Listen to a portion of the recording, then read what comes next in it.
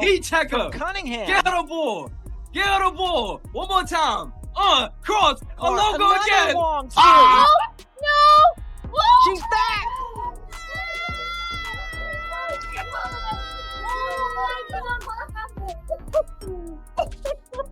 Oh my Most God! dynamic This isn't real. player in the game. No. What? 9 points in 38 seconds for No. Caitlin. She hit all 3 threes. And not only 9, What it's is 30, going but on? look at the depth I on don't know. I'm these field living goal in the- attempts. She's This certainly is- feeling Oh it. my Left God. side, I'm right speechless. side. No. Now come back to your favorite spot Oh. again. It doesn't What's going on, guys? This is your channel TFD, coming back at you with breaking news hot off the press. So look, basketball legend calls Caitlin Clark's play just ridiculous. She was blown away. For this one, we got to take it all the way up to Indy. Let's get it. Caitlin Clark's gameplay has left even a basketball legend stunned.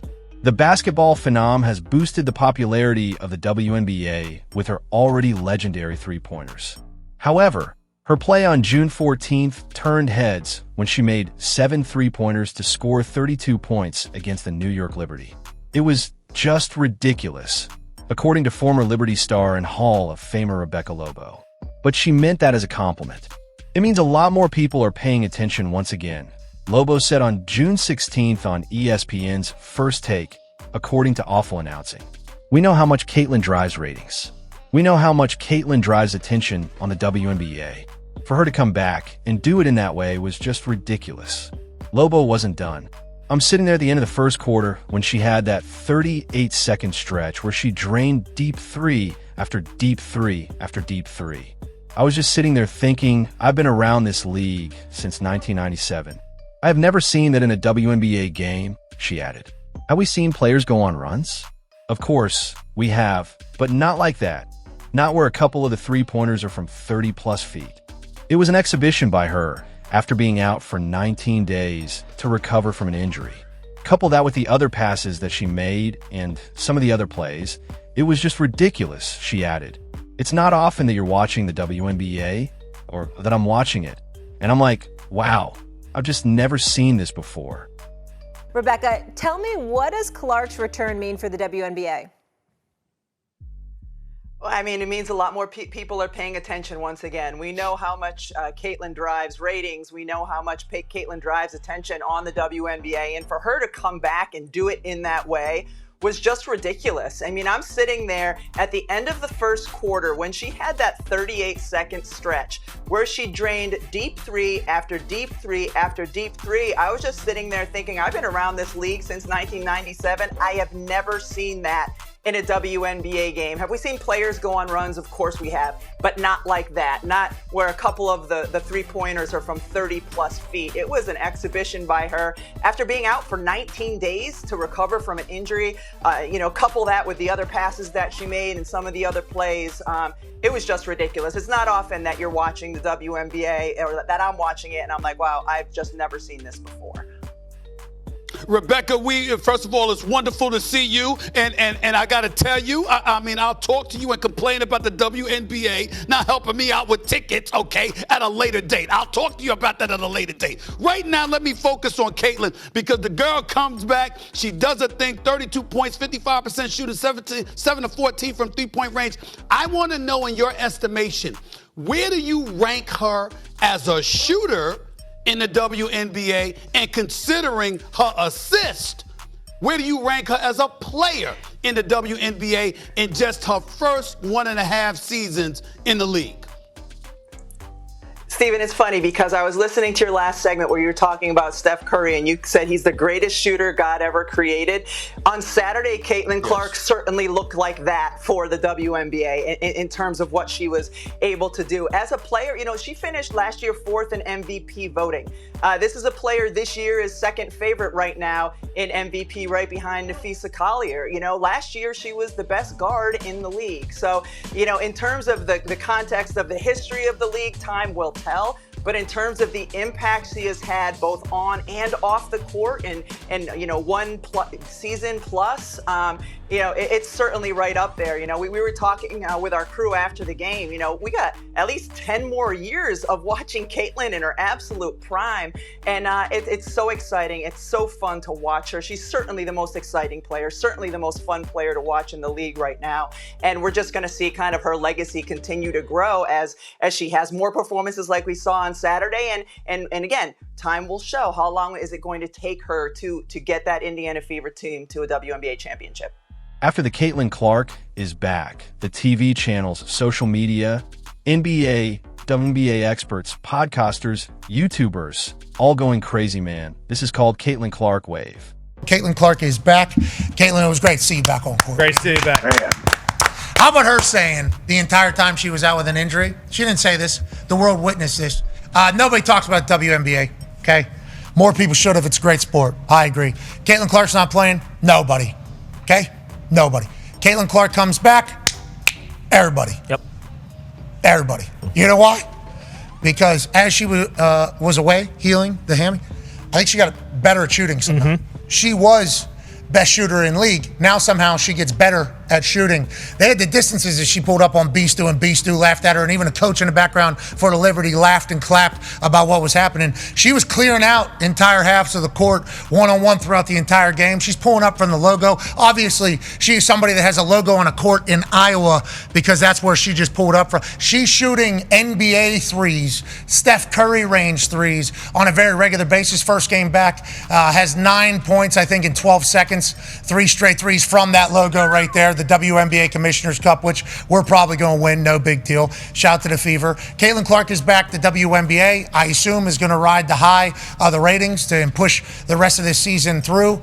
And what a time here in Indianapolis. They host watch parties outside of the arena for regular season games for the Fever when Caitlin is playing.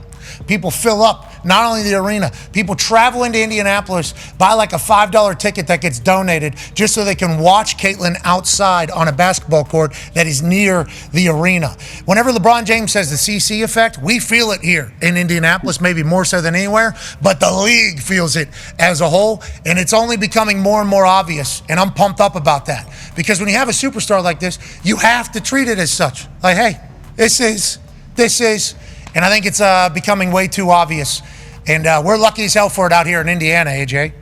That little stretch she had with the threes and just these like the shots that she takes and that she makes look like routine. It blows my mind right there. Like, are you serious? Like, what are we doing? Give me that. Also, New York just scored. Tyrese Halliburton, quick inbound. She's running. She's not scared to run. Her Iowa teams ran. Yeah. I mean, they ran teams out of the gym. She would have those full court passes at Iowa that made me believe, like, oh, when she gets a WNBA, and no offense to the Iowa Hawkeyes women's basketball team, but obviously there are some better basketball players that are taller maybe and a little bit more athletic that were at other schools that are going to be in the WNBA. No offense to the Hawkeyes. So I just couldn't even imagine the passes that she was going to be able to do. Caitlin will pull this thing from one foul shot line to the other, full court passes. She is the style of play is what you are kind of hypnotized by. And she seems to have an unflappable confidence, and she's back, and there's no rust, Ty Schmidt. That was the greatest moment in league history because Caitlin Clark's performance in her return from injury. The WNBA three-point arc is 22 feet. It felt like you were watching history, and I'm not overstating it. Kobe's 81-point game, Michael Jordan switching hands, Reggie Jackson with 3 home runs on 3 pitches in the 1977 World Series against the Dodgers. It felt like I was watching history. Yeah, I know LeBron's block was the NBA Finals, but it's interesting that you don't realize how much you miss people until they're gone. So Caitlin Clark had played high school every week and college every game and the WNBA every game, and then she misses 5 games. And the ratings plummet, 55%, league-wide. Like, it's like Saturday Night Live when they don't have a big star on. Maybe I'll catch a clip, not the show. She comes back. Caitlin Clark Kent, the woman of steel. She was calling for the ball. And right now, I'm sitting there watching it, and I felt like, look at these shots. What in the world am I watching? 33, 31, and 27 feet. And, what was funny is SGA and Ant Edwards. The NBA is trying to peg some young guys as face of the league.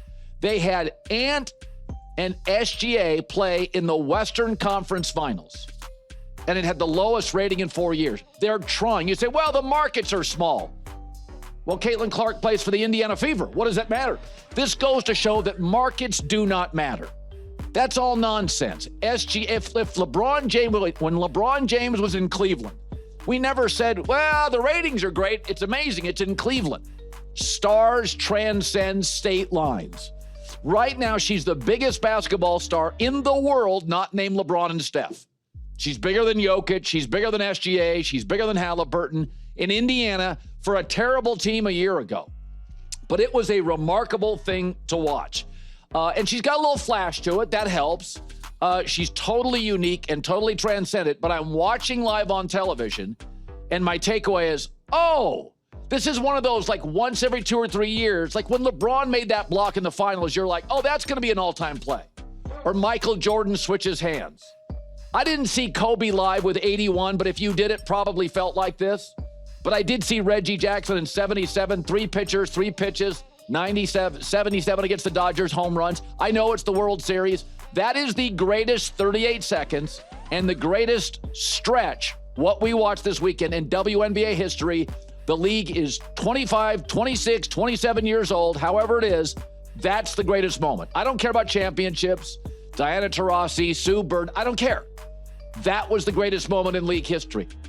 Jessica Benson also going crazy. Caitlin Clark put on a show in her return. Caitlin Clark did her thing. Coming off of the injury, she returned for the Fever, and I swear I am not being hyperbolic. We were immediately gifted one of the greatest halves we have ever seen in the WNBA. And I say that with all context involved.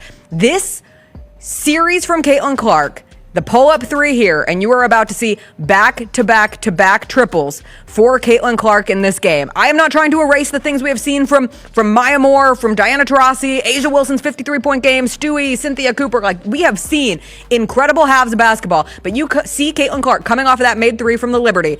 Pull-up, of course. She's making it in that moment. And then the next play, going to come off a stop here from the New York Liberty. You can already tell that Caitlin Clark is feeling it, and she's going to want the ball. And she's going to keep asking for the ball, and you're going to see other clips of her from the game asking for the ball as well. But she's going to find it until she gets it. Comes off this little screen right here, hands in the face, and that is just a ridiculous shot. Those were 3 from the parking lot threes for Caitlin Clark, which is what she does. And the Fever are right back in that game. It's the end of the first quarter, and ultimately they go on to win this one. 32 points, 11 of 20 shooting, 7 of 14 for 3 from Caitlin Clark. Helps the Fever go 17 of 35 from 3. It's incredible how much better their shooting gets when Caitlin Clark is out there making 7 of them. And also, she flirted with a triple-double. She had 9 assists and 8 rebounds. Everybody going crazy, man. All social media is buzzing after Caitlin this performance. Get down in the comments section. Tell us what your thought about Caitlin Clark this performance, and don't forget like and subscribe. Squad needed it. Play Fever way. I love it. More of them.